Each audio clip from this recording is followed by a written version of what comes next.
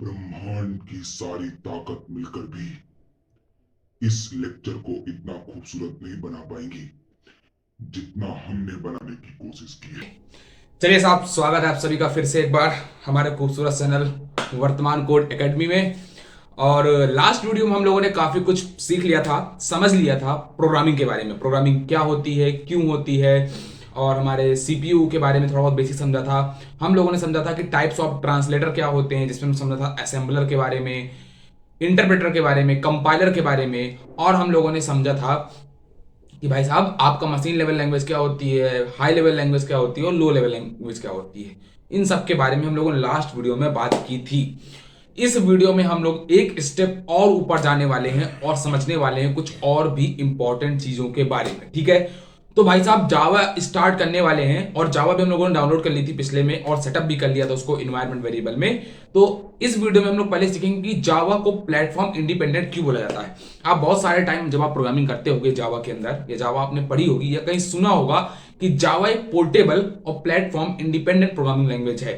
जावा के कई सारे फीचर बताए जाते हैं, जैसे कि जावा एक purely object oriented programming language है, जावा एक हाई लेवल प्रोग्रामिंग लैंग्वेज है, और जावा आपकी प्लेटफॉर्म इंडिपेंडेंट है, जावा आपकी पोर्टेबल है। तो धीरे धीरे हर एक इसके फीचर्स को हम लोग ओपन करते जाएंगे, लेकिन सबसे पहले हम बात करने वाले हैं कि why Java is platform independent. मतलब आपकी जावा प्लेटफॉर्म इंडिपेंडेंट क्यों होती है। अच्छा, प्लेटफॉर्म इंडिपेंडेंट या पोर्टेबल का मीनिंग क्या है, देखो इधर समझो मेरी बात ध्यान से।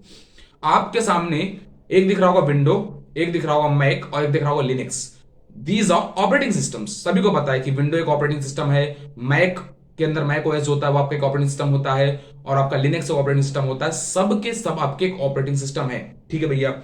तो प्लेटफॉर्म इंडिपेंडेंट का मतलब कि अगर हमने कोई प्रोग्राम विंडोज मशीन के अंदर लिख दिया, ठीक है लिख दिया, उसको अगर हम मैक के अंदर चलाएंगे तो चल जाएगा, हाँ चल जाएगा। लिनक्स के अंदर चलाएंगे चल जाएगा, हाँ। हम लोगों को दोबारा से कोड लिखने की जरूरत नहीं पड़ेगी, बिल्कुल ओके। क्या ये बाकी लैंग्वेज में नहीं होता? नहीं। सी के अंदर अगर अंदर आप देखेंगे तो सी आपकी एक प्लेटफॉर्म इंडिपेंडेंट प्रोग्रामिंग लैंग्वेज नहीं, यानी सी प्रोग्रामिंग लैंग्वेज या सी प्लस प्लस आपकी प्लेटफॉर्म पे डिपेंडेंट करती है। आपका डिपेंड करता है कि आप उसको किस प्लेटफॉर्म में लिख रहे हैं, क्योंकि वो बहुत ज्यादा, देखिए सी प्लस प्लस या सी लैंग्वेज आपकी बहुत मशीन के लेवल की लैंग्वेज होती है, मतलब वो बहुत मशीन के करीब लैंग्वेज होती है। तो भाई साहब उसके लिए प्लेटफॉर्म का बहुत ज्यादा इंपॉर्टेंस होता है। वो प्लेटफॉर्म डिपेंडेंस के प्लेटफॉर्म पे वो डिपेंड करती है रन करने के हिसाब से। बट आपकी जावा ऐसी नहीं होती। क्यों? इधर देखिए, मैं इसको सुनाने की कोशिश करता हूं आपको। सबसे पहले मैं अपना पैड मुझे कनेक्ट कर लेने दीजिए, एंड पेन ले आने दीजिए। ठीक है भाई साहब, आ चुका है। एंड अब हमको समझना स्टार्ट करना है कुछ इंपॉर्टेंट चीजों के बारे में। सबसे पहले मैंने बोला कि प्लेटफॉर्म इंडिपेंडेंट का मतलब यह है कि मैं किसी भी मशीन के अंदर उसको चला सकता हूं, यानी कोई भी मेरे पास जो मशीन है, मेरा सीपीयू है, कंप्यूटर मशीन है, उसके अंदर मैं अपना जावा का कोड चला सकता हूं। ठीक है, जावा का कोड मैं क्या कर सकता हूं साहब, चला सकता हूं। दैट मीन्स मैंने जावा का कोड एक बार लिख दिया, मैंने एक बार लिख दिया है। क्या कर दिया भाई साहब, मैंने एक बार लिख दिया है, और जितनी बार भी मैं चाहूंगा उतनी बार जावा का प्रोग्राम मैं चला लूंगा। अच्छा ऐसा, ठीक भैया। अब आगे बात करते हैं। अब यहां से एकदम कंसंट्रेट हो जाएगा, क्योंकि यहां से अब थोड़ा सा इंपॉर्टेंट कॉन्सेप्ट आने वाला है, समझिए बात ध्यान से। मैंने आपको लास्ट वीडियो में बताया था कि हमारा जो सीपीयू होता है, जिसको आप लोग बोल दिए सीपीयू बोल दिए, सेंट्रल प्रोसेसिंग यूनिट, या जिसे कुछ लोग बोलते हैं प्रोसेसर, या बहुत सारे लोग बोलते हैं उसको माइक्रो प्रोसेसर। ठीक है, ये भाई साहब आपका होता है। यही आपका सारा कुछ कंप्यूटर का काम करता है, प्रोसेसिंग करता है, इनपुट लेता है, उसको प्रोसेस करता है एंड आउटपुट देता है।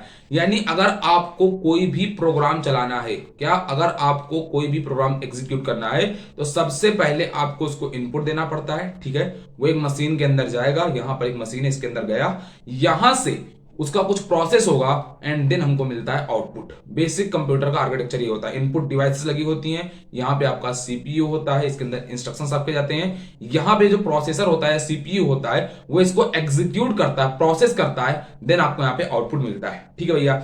और ये जो होता है, ये आपका एक होता है सेमी कंडक्टर डिवाइस। क्या होता है भाई साहब, ये आपका एक होता है semi conductor device. Semiconductor device, इसका मीनिंग क्या हुआ? इसका मीनिंग ये हुआ कि भाई साहब ये सिर्फ दो चीज समझेगा, या तो समझेगा ये 0 वोल्ट, या समझेगा प्लस का 5 वोल्ट। ठीक भैया, या तो समझेगा 0 वोल्ट या समझेगा प्लस का 5 वोल्ट। इसका मतलब क्या हुआ?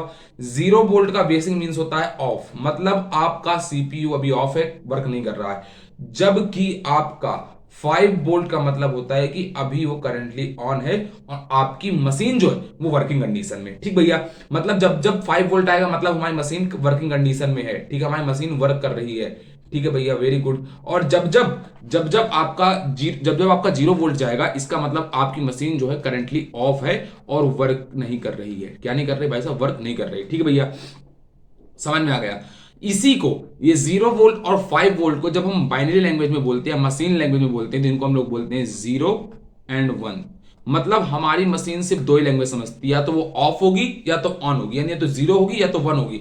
इसका मतलब मैंने लास्ट वीडियो में बताया था कि सारे के सारे जितना भी आप प्रोग्राम लिखेंगे उसको कंप्यूटर समझेगा सिर्फ और 0 एंड 1 की फॉर्म में। 0 एंड 1 की फॉर्म में मतलब मुझे एक छोटा सा प्रोग्राम बनाना हो 4 लाइन का, या मुझे 10,000 लाइन का कोड लिखना हो, वो सबका सब मुझे 0 एंड 1 की फॉर्म में लिखना पड़ेगा, जो कि ह्यूमन के लिए पॉसिबल नहीं। तो उसी के लिए आती है आपकी हाई लेवल लैंग्वेजेस, इन सब के बारे में बात कर चुका हूं, और उसी में आपकी आ जाती है फिर जावा। तो भाई साहब इनका बेसिक काम क्या होता था? मैंने आपको बोला था कि आपकी जो हाई लेवल लैंग्वेजेस होती हैं या आपकी जो प्रोग्रामिंग लैंग्वेजेस होती हैं वो क्या करती हैं भाई साहब? आपका कोड जो लिखा जाता है, मान लीजिए इसका मैंने लिख दिया हाई लेवल लैंग्वेज में, ठीक है, जो कि ह्यूमन उसको बहुत ही इजी तरीके से समझ सकता है। अब ये कंप्यूटर तो समझ नहीं सकती क्योंकि हाई लेवल लैंग्वेज है, ह्यूमन तो समझ जाएगा बट कंप्यूटर इसको समझ नहीं पाएगी। तो फिर क्या होगा? तो भैया हमने बोला था यहां पे आता है आपका ट्रांसलेटर का कॉन्सेप्ट। यहां पे आपका एक बैठा होता है ट्रांसलेटर। क्या बैठा होता है? ट्रांसलेटर, जिसको हम लोग बेसिकली यहां पे बोलते हैं कंपाइलर या इंटरप्रेटर। अभी हम कंपाइलर की बात ही कर रहे हैं, ठीक है। जावा के अंदर आपका बेसिकली कंपाइलर ही होता है, इंटरप्रेटर भी कुछ प्रोग्रामिंग लैंग्वेज के अंदर होता है, जैसे जावास्क्रिप्ट के अंदर, वहां बात करेंगे। लेकिन समझिए, कंपाइलर आपका होता है जो कि ट्रांसलेटर होता है, जो कि आपके हाई लेवल कोड को लेता है, ठीक है भैया, और इसके बाद यहां पे आपको एक आउटपुट दे देता है। यहां पे क्या देता है आपको भाई? आउटपुट दे देता है? नहीं, ये आपको कन्वर्ट कर देता है आपके हाई लेवल कोड को मशीन लेवल कोड में। मशीन लेवल कोड का मतलब भैया सारा का सारा प्रोग्राम आपका 0 एंड 1 की फॉर्म में कन्वर्ट हो चुका है, ठीक है। इसका मतलब इसको जब मैं अपने अब सीपीयू या माइक्रो प्रोसेसर या प्रोसेसर के पास भेजूंगा तो वहां से अब मुझे आउटपुट बहुत ही इजी तरीके से मिल जाएगा।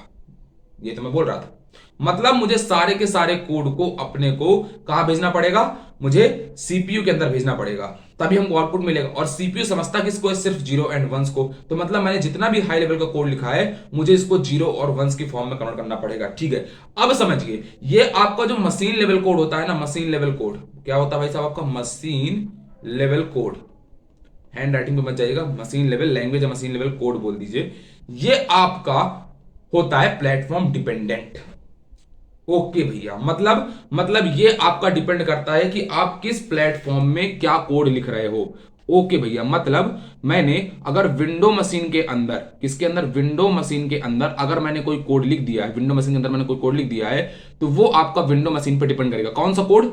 0 एंड 1 वाला। अगर मैंने कोई कोड मैक के अंदर लिखा है तो वो डिपेंड करेगा बिल्कुल 0 एंड 1 का जितना भी कोड होगा, यानी जितना भी आपका मशीन लेवल कोड होगा, वो सब डिपेंड करेगा आपका प्लेटफॉर्म पे, यानी आपकी मशीन पे डिपेंड करेगा। क्यों? क्योंकि भैया प्लेटफॉर्म क्या होता है? प्लेटफॉर्म का मतलब होता है प्रोग्रामिंग की, ये वो ट्रेन वाला प्लेटफॉर्म नहीं है। यहां पे प्लेटफॉर्म का मतलब है भाई साहब कि आपका प्लेटफॉर्म जो होता है वो मिलकर बना होता है आपका micro processor plus operating system से। किससे किसके मिलकर बना होता है? Micro processor plus operating system से। मतलब अगर मुझे किसी भी प्लेटफॉर्म की बात करनी है, जब प्लेटफॉर्म की बात हो रही, मतलब हमारे माइक्रो प्रोसेसर या उसी को आप लोग बोल दिए सीपीयू, और प्लस उसमें जो करंटली ऑपरेटिंग सिस्टम है, विंडोज है, लिनक्स है, मैक ओएस है, जितने भी ऑपरेटिंग सिस्टम, उन सब के कॉम्बिनेशन से हमारा प्लेटफॉर्म बनता है।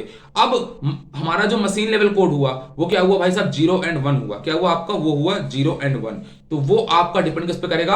आपके सीपीयू या माइक्रो प्रोसेसर पे।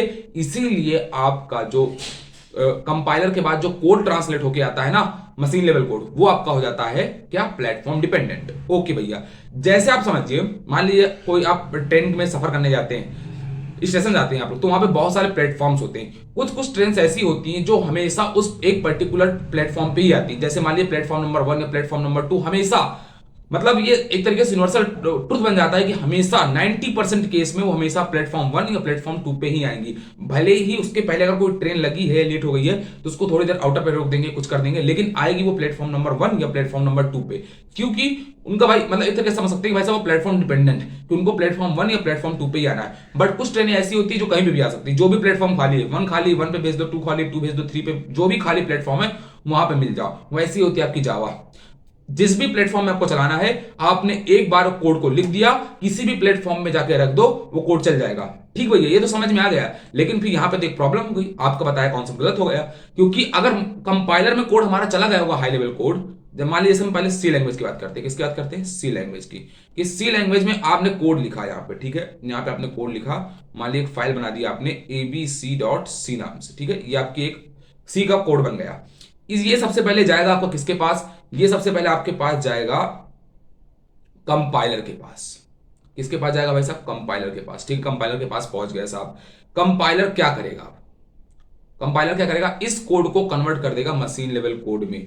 तो यहां पे आपका मशीन लेवल कोड एग्जीक्यूट होकर आ जाएगा, यानी 1 और 0 की फॉर्म में सारा का सारा कोड आ जाएगा।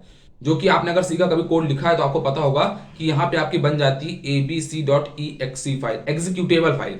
इसका मतलब होता है ये आपका कोड जो है 0 एंड 1 की फॉर्म में आ चुका है, और इसको आप भेज देते हैं अपने माइक्रो प्रोसेसर के पास, और वहां से आपको मिल जाता है आउटपुट। ठीक भैया, वेरी गुड। तो इस हिसाब से तो भी सारी प्रोग्रामिंग लैंग्वेज प्लेटफॉर्म डिपेंडेंट ही हो जाएंगी, क्योंकि हर प्रोग्रामिंग लैंग्वेज चाहे वो लो लेवल हो या हाई लेवल हो, वो जाएगी ट्रांसलेट होने के लिए कंपाइलर के पास, और जैसे ही कंपाइलर के पास पहुंचेगी तो कंपाइलर उसको कन्वर्ट कर देगा मशीन लेवल कोड में, और जैसे ही भाई साहब वो मशीन लेवल कोड में कन्वर्ट हो गया, तो इसका मतलब फिर तो भाई साहब वो यानी मशीन लेवल लैंग्वेज में कन्वर्ट हो गया आपका कोड, फिर तो वो प्लेटफॉर्म डिपेंडेंट बन गया। तो फिर आपकी जावा भी होनी चाहिए थी। लेकिन यहीं पे एक आता है डिफरेंट कॉन्सेप्ट। जावा आपकी यहीं पे कुछ डिफरेंट सिनारियो को फॉलो करती है। देखिए क्या, किस सिनारियो को फॉलो करती है। जावा के केस में भाई सब कुछ तो डिफरेंट होता है, कुछ तो जावा के केस में डिफरेंट होता है। देखिए आप सबको पता है कि जावा एक हाई लेवल लैंग्वेज है। एट लास्ट आपका होना क्या है, पहुंचना इसको मशीन लेवल कोड में, कन्वर्ट इसको मशीन लेवल कोड में होना, तभी हमको आउटपुट मिल पाएगा। लेकिन जब जावा को बनाया गया तो उसमें बोला गया कि इसको प्लेटफॉर्म इंडिपेंडेंट बनाने के लिए, या इसको पोर्टेबल, पोर्टेबल मतलब आप एक जगह से दूसरे के बहुत इजी तरीके से ट्रांसफर कर सकते हैं, सिक्योरिटी वगैरह कोई भी ब्रीचेस नहीं आते। ठीक है, वो हम अभी जब और आगे बढ़ेंगे तब सिक्योरिटी वगैरह के बारे में बात करेंगे तब समझेंगे। मतलब समझ लीजिए कि आपको प्लेटफॉर्म डिपेंडेंट नहीं है, इंडिपेंडेंट है, किसी भी प्लेटफॉर्म में चल सकती है। पोर्टेबल मतलब एक प्लेटफॉर्म से दूसरे प्लेटफॉर्म में ट्रांसफर करने में आपको कोई भी दिक्कत नहीं होती, क्योंकि वहां पे आता है बाइट कोड का कॉन्सेप्ट, जो कि ह्यूमन रीडेबल नहीं होता है, तरीके से ऐसा समझ लीजिए, या होता है, उसके बारे में बात करेंगे। बाइट कोड के ऊपर एक स्पेशल वीडियो आएगा, ठीक है। अभी इसके बारे में थोड़ा और आगे बढ़िए। तो जावा में क्या हुआ, जब जावा बनाया गया तो यहां पे भी बनाया गया कंपाइलर, बट इसको नाम दिया गया जावा कंपाइलर। भैया कंपाइलर और जावा कंपाइलर को डिफरेंस है, हाँ क्या मतलब, इसको नाम ही इसलिए दिया गया जावा कंपाइलर क्योंकि ये वर्क ही कुछ अलग तरीके से करता है। ये क्या करता है, आपके हाई लेवल कोड को लेता है लेकिन मशीन लेवल कोड में कन्वर्ट नहीं करता। तो किस में कन्वर्ट कर देता है, बाइट कोड में। ओके, कन्वर्ट कर देता है किस में भाई साहब, बाइट कोड में। बाइट कोड में आपका कोड कन्वर्ट हो गया, यानी जावा कोड कन्वर्ट हो चुका है बाइट कोड में। ओके, तो भैया जावा कंपाइलर ने जो हाई लेवल कोड को बाइट कोड में कन्वर्ट किया, क्या ये प्लेटफॉर्म डिपेंडेंट नहीं होता, नहीं, ये होता है आपका प्लेटफॉर्म इंडिपेंडेंट। मतलब बाइट कोड आपका प्लेटफॉर्म पर डिपेंडेंट नहीं करता। ओके ठीक है भैया, आ गया समझ में। जावा हमारी हाई लेवल लैंग्वेज थी, हमारा एक जावा कंपाइलर बनाया गया, ऐसा ऐसा कंपाइलर डिजाइन किया गया जो मशीन लेवल की जगह उस कोड को बाइट कोड में चेंज कर देता। ठीक भैया, तो फिर प्रॉब्लम है, अब वो बाइट कोड में अगर चेंज हो चुका है तो मशीन कैसे उसको समझेगी। तो यहां पे एक और चीज लाई गई जिसको हम लोग बोलते हैं जेवीएम। क्या बोलते हैं साहब, जिसको हम लोग बोलते हैं जेवीएम। जेवीएम, हालांकि भी जेवीएम जेडीके इनके ऊपर एक कंप्लीट वीडियो आएगा तब और समझेंगे, बट जेवीएम का फुल फॉर्म होता है जावा वर्चुअल मशीन। क्या होता है, जावा वर्चुअल मशीन। क्या नाम होता है इसका, जावा वर्चुअल मशीन। ठीक है, ये क्या करती है भाई साहब, जावा वर्चुअल मशीन अब क्या करती है, ये आपके बाइट कोड को कन्वर्ट कर देती है किसमें, मशीन लेवल कोड में। किसमें कन्वर्ट कर देती है, मशीन लेवल कोड में। किसमें कन्वर्ट कर देती है भाई साहब, मशीन लेवल कोड में। मतलब आपका बाइट कोड गया जेवीएम के पास, जेवीएम मतलब जावा वर्चुअल मशीन, और इसने आपके बाइट कोड को कन्वर्ट कर दिया मशीन लेवल कोड में। पंगा खत्म। जैसे ही मशीन लेवल कोड में चेंज हुआ, अब आपको पता है कि आप मशीन लेवल कोड को सिंपल सा भेज देंगे अपने माइक्रो प्रोसेसर या अपने सीपीयू के पास, एंड ये आपको कन्वर्ट करके दे देगा उसको आउटपुट में। यहां से आपको आउटपुट मिल जाएगा और आपका प्रोग्राम का एग्जीक्यूशन बहुत ही इजी तरीके से चल जाएगा। ओके भैया, मतलब ऐसा कुछ कॉन्सेप्ट है कि इसमें एक टर्मिनोलॉजी आ गई, जावा कंपाइलर, जो ऐसा डिजाइन किया गया है जो कि कन्वर्ट कर देता है आपके हाई लेवल कोड को बाइट कोड में, और बाइट कोड को भेजा जाता है जेवीएम के पास जो कि होती है जावा वर्चुअल मशीन, और ये कन्वर्ट कर देती है मशीन लेवल कोड में। ठीक भैया, मतलब मुझे अपना कोड अगर विंडो मशीन के अंदर चलाना है, या मुझे चलाना है मैक के अंदर, या चलाना है मुझे लिनक्स के अंदर, तो वहां पे सिर्फ एक चीज होनी चाहिए, दैट इज इज JVM। अगर वहां पे जावा वर्चुअल मशीन अवेलेबल है तो वो इस बाइट कोड को बहुत ही इजी तरीके से समझकर कन्वर्ट कर देगी किसमें भाई साहब, मशीन लेवल कोड में, और आपका प्रोग्राम का एग्जीक्यूशन हो जाएगा। तो इस प्रकार से जावा आपकी बन जाती है प्लेटफॉर्म इंडिपेंडेंट। ओके, फिर से एक बार समझा दीजिए, बिल्कुल 3 मिनट 4 मिनट लगेंगे और अच्छे से आप समझ जाएंगे एक बार। अब देखिए मैं आपको यहाँ पे एग्जांपल और समझाता हूं। मान लीजिए यहाँ पे मैं 2 मशीन बना रहा हूं, ठीक है, मैं एक मशीन ये बना रहा हूं, देखिएगा ध्यान से, एक मशीन में ये बना दिया, ये मान लीजिए हमारी हो गई मैक, ये हमारी हो गई मान लीजिए विंडो, क्या होगा भाई साहब, विंडो, और यहां पे हो गया मैक, ठीक है, मैक हो गया। मान लीजिए मैं गरीब आदमी, मेरे पास विंडो और मेरी एक्स थी, इसके पास था मैक, ठीक है। अब एक्स को क्या हुआ, वापस से मेरे पे प्यार आ गया है, तो उसको मेरा कोड चाहिए जावा का, ठीक है, देखना ध्यान समझना। सबसे पहले मैंने क्या किया, मैंने अपने जावा का कोड यहां पे लिखा, जावा कोड मैंने यहां पे लिखा, जो कि आपका सिंपल से लिखा गया होगा हाई लेवल लैंग्वेज में, ठीक है। मैंने यहाँ पे एक abc.java फाइल बना दी है और मेरा जावा का कोड लिख चुका है, ठीक है भैया, जावा का कोड लिख चुका है। इस कोड को अब क्या करेंगे, अब हम इस कोड को हम लिख चुके हैं, ठीक है। मैं इसको भेजूंगा जावा कंपाइलर के पास, किसके पास भेजूंगा, जावा कंपाइलर के पास, जावा कंपाइलर के पास, ठीक है भाई साहब। जावा कंपाइलर में हमारा कोड चला गया। अब ये क्या करेगा, ये हमारे कोड को हमारे हाई लेवल कोड को कन्वर्ट कर देगा बाइट कोड में, किसमें कन्वर्ट कर देगा, बाइट कोड में। और भैया हमने तो सुना था कि जो बाइट कोड होता है ये होता है आपका प्लेटफॉर्म इंडिपेंडेंट, बिल्कुल सही। मतलब अब हमारा जो जावा का कोड है वो प्लेटफॉर्म इंडिपेंडेंट बन चुका है। अब अगर मुझे उसको मैक यूजर को देना है, अपनी एक्स को देना है, तो मैं यहां सिंपल से करूंगा कि लो भाई ले जाओ, मैं बहुत बड़ा दिलदार इंसान हूं, तुम मेरा कोड ले जाओ। वो यहां पे आएगी इस बाइट कोड को लेकर, ये बाइट कोड लेकर आ गई यहां पर, ठीक है भाई साहब। अब क्या है भाई साहब, उसको इस बाइट कोड को रन कराना है, एग्जीक्यूट कराना है, और मुझे भी एग्जीक्यूट कराना है, तो मैं यहां पे रखूंगा JVM को, जो कि होता है आपका जावा वर्चुअल मशीन। JVM के पास आपका बाइट कोड पहुंच जाएगा और JVM उसको कन्वर्ट कर देगा किसमें, मशीन लेवल कोड में। इस तरह यहां पर भी वो बाइट कोड को लेके जाएगी अपने सिस्टम में, JDK या JVM जो भी है इंस्टॉल करेगी उसको, एंड उसके बाद वो कन्वर्ट कर देगा यहां पे मशीन लेवल कोड में, वो पहुंच जाएगा आपका CPU के पास, एंड आपको यहां से मिल जाएगा आउटपुट। तो इसको भी आउटपुट मिल गया, इसको भी यहां से आउटपुट मिल गया, दोनों का प्रोग्राम चल गया। देखिए आपने एक बार कोड जावा का लिखा था केवल, अब वो मशीन मैक में भी चला पा रहे हैं, विंडोज में भी चला पा रहे हैं। अब किसी भी, आपने मान लीजिए मैक में लिखा होता, विंडोज में चलाना है, देन सेम चीज। अब ये बाइट कोड क्या बनता है, अभी जब हम सीखेंगे, अपना जब भी पहला प्रोग्राम रन करेंगे, तो जैसे हम अपना प्रोग्राम रन करते हैं कंपाइलर पे, तो वहां पे एक डॉट क्लास फाइल बनती है, क्या बनती है, डॉट क्लास फाइल, और यही आपका होता है बाइट कोड। क्या होता है भाई साहब, यही आपका होता है बाइट कोड, ठीक है, ये आपका होता है बाइट कोड, जो डॉट क्लास फाइल बनके आएगी, ये भी समझेंगे। तो इस प्रकार से जावा आपकी बन जाती है प्लेटफॉर्म इंडिपेंडेंट या पोर्टेबल। अच्छा भैया, बाइट कोड के से और क्या फीचर मिलते हैं, सिक्योरिटी फीचर्स कुछ मिलते हैं, कुछ सिक्योरिटी फीचर्स मिलते हैं जिनकी हम आगे चल के बात करेंगे बाइट कोड का, जब हम स्पेशल वीडियो पढ़ेंगे। बट अभी के लिए समझ लीजिए कि बस बाइट कोड जो होता है वो प्लेटफॉर्म इंडिपेंडेंट होता है। इस तरीके से हमारी जावा प्लेटफॉर्म इंडिपेंडेंट बन जाती है। और एक कभी कभार क्वेश्चन पूछा जाता है आपसे कि जावा को ये क्यों बोलते हैं, वोरा, मतलब राइट वन रन एनीवेयर, मतलब एक बार कोड लिख दिया कहीं भी रन कर दिया। देखिए आप समझिए ना भाई साहब, मैं समझाने के लिए बैठा, तो यहां पे आपने जावा का एक बार कोड लिखा था, ये आपने यहां पे कोड लिखा था राइट वंस, आप यहां पे भी रन कर पा रहे हो, आप यहां पे भी देखो रन कर पा रहे हो, रन एनीवेयर, यहां पे तो रन कर ही पा रहे हो, और साथ में आप यहां पे भी रन कर पा रहे हो। तो वोरा का फुल फॉर्म होता है राइट वंस रन एनीवेयर। मैं लिख देता हूं आप लोगों के लिए, वोरा, 1 सेकेंड, वोरा का फुल फॉर्म होता है, वोरा का फुल फॉर्म होता है राइट वंस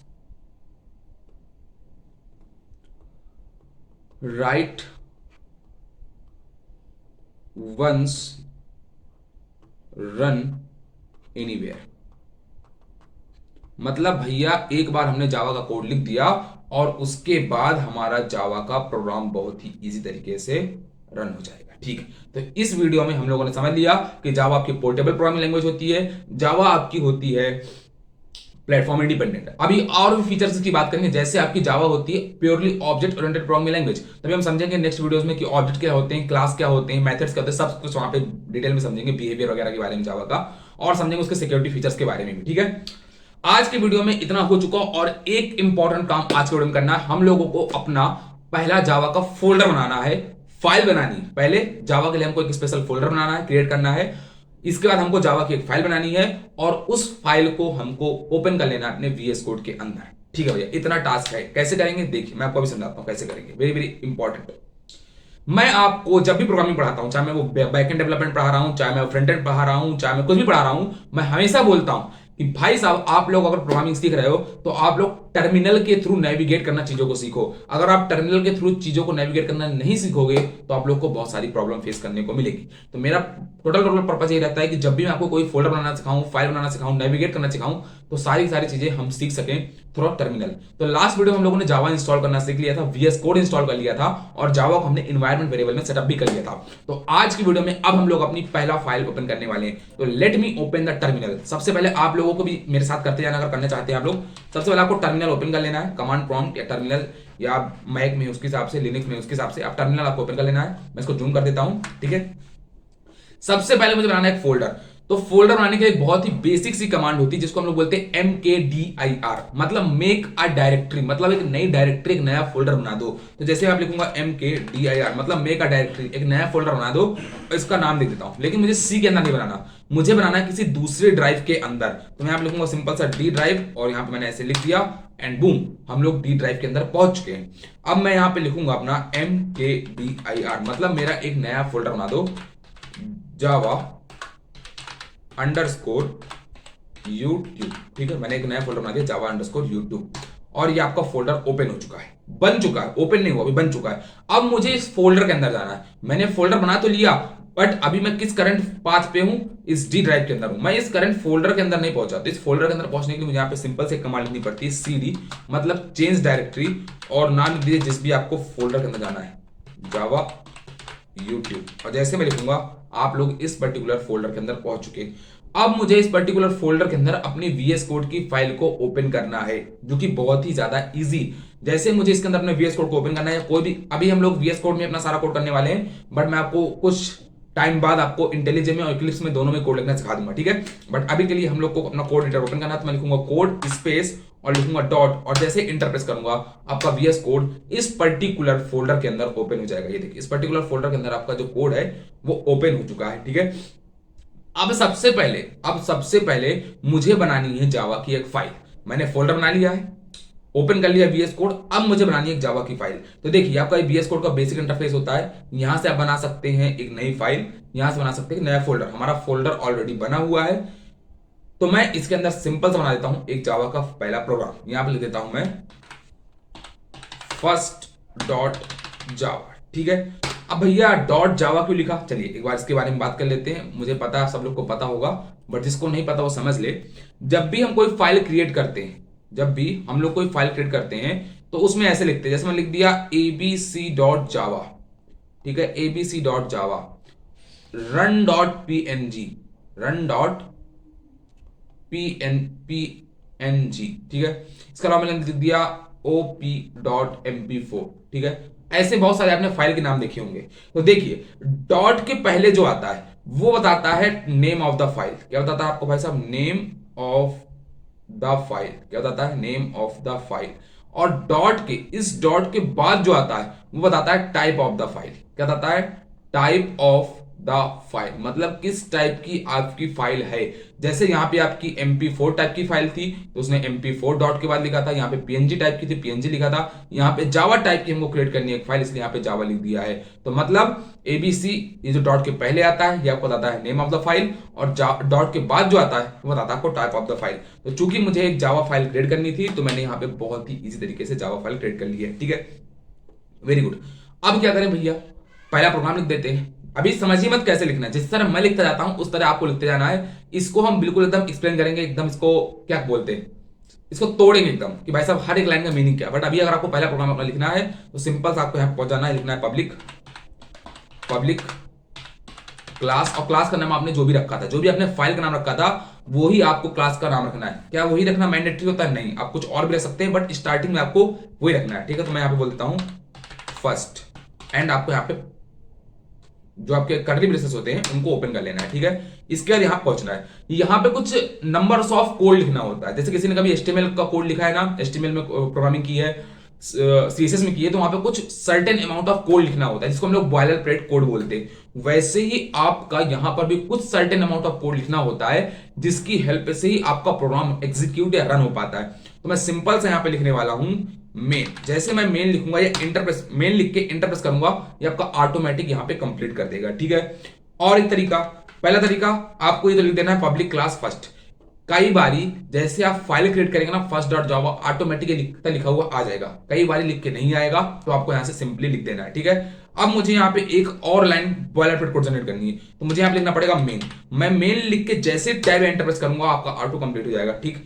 दूसरा मेथड होता है कि आप यहां से लिख सकते हैं PSVM यानी पब्लिक स्टैटिक वॉइड मेन। इसको भी लिख के अगर आप एंटर या टैब प्रेस करेंगे तो आपका ऑटोमेटिक सारा का सारा जावा का जो बेसिक कोड होता है लिख के आ जाएगा।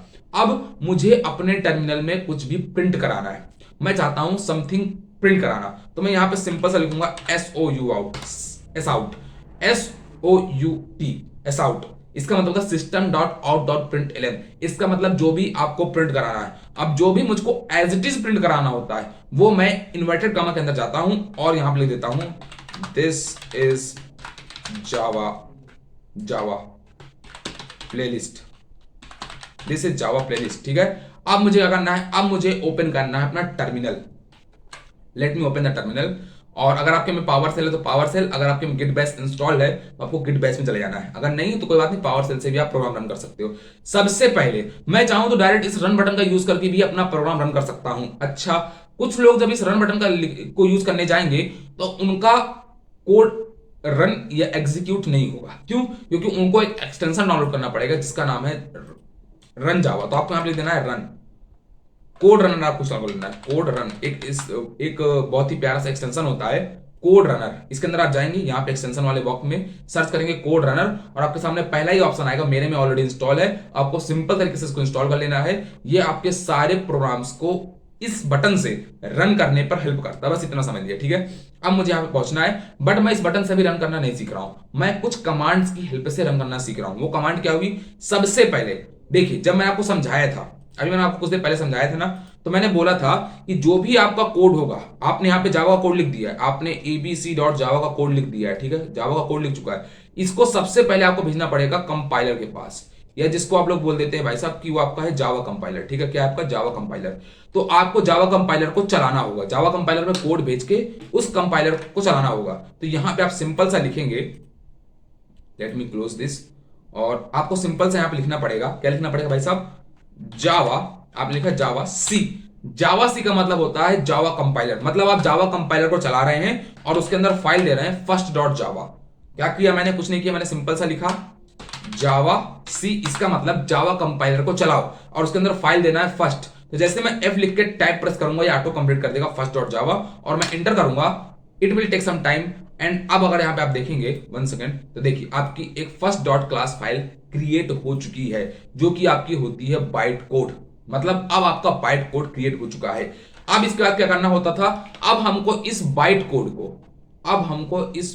कोड को भेजना होता था किसके पास भाई साहब? जेवीएम के पास। कहां भेजना होता था हमको? जेवीएम के पास। तो चलिए जेवीएम के पास भेज देते हैं।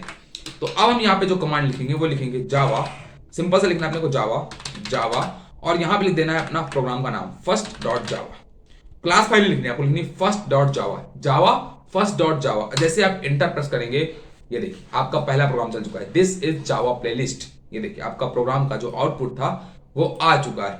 और क्या हुआ बेसिकली, ये फाइल यहां पे गई होगी और इस फाइल ने जावा के प्रोग्राम को रन कर दिया होगा। क्या कर दिया होगा भाई साहब? रन कर दिया होगा। मैंने इसको कन्वर्ट कर दिया होगा मशीन लेवल कोड में, और इसके बाद आपका जो आउटपुट है वो आपको देखने को मिल गया होगा। तो कीप इट सिंपल। इसको मैंने आपको कंपाइलर की प्रोसेस को समझाने के लिए, जेवीएम की प्रोसेस समझाने के लिए मैंने कमांड से लिखा। आप चाहे तो डायरेक्ट यहां से भी रन बटन का यूज करके आप सारे प्रोग्राम को रन कर सकते हैं, बट मैं पूरे कोर्स के ड्यूरेशन में कमांड के थ्रू ही आप लोगों को सारी चीज नेविगेट करना सिखाऊंगा। तो अगर आपका पहला प्रोग्राम रन हो चुका है तो आप लोग भी कमेंट में जाके लिख दीजिएगा कांग्रेचुलेशंस भाई साहब, हमारा पहला प्रोग्राम रन हो चुका है। और अगर वीडियो पसंद आई हो तो प्लीज शेयर कीजिएगा उस दोस्त के साथ जो जावा प्रोग्राम की जर्नी को स्टार्ट करना चाहता है और कुछ अपनी लाइफ में अच्छा इंपैक्ट करना चाहता है। परेशान होते हैं साहब, हम इसके अंदर जावा के इतना डीप जाएंगे ना कि आप लोग को बहुत मजा आएगी, ठीक है। अभी तो स्टार्टिंग हुई है, आगे चल के हम लोग एवरीथिंग कवर करने वाले जावा के बारे में। डोंट वरी, बस आप लोगों को एक काम करना है, हमारे चैनल को सब्सक्राइब कर लेना है, कमेंट कर दिया करो भाई साहब, और लाइक कर दिया करो वीडियो को, और शेयर कर दिया करो अपने उस फ्रेंड के साथ जो जिसको प्रोग्रामिंग सीखनी है या जावा सीखने में उसको दिक्कत आ रही है। थैंक यू वेरी मच, मिलते हैं नेक्स्ट वीडियो में, बाय बाय।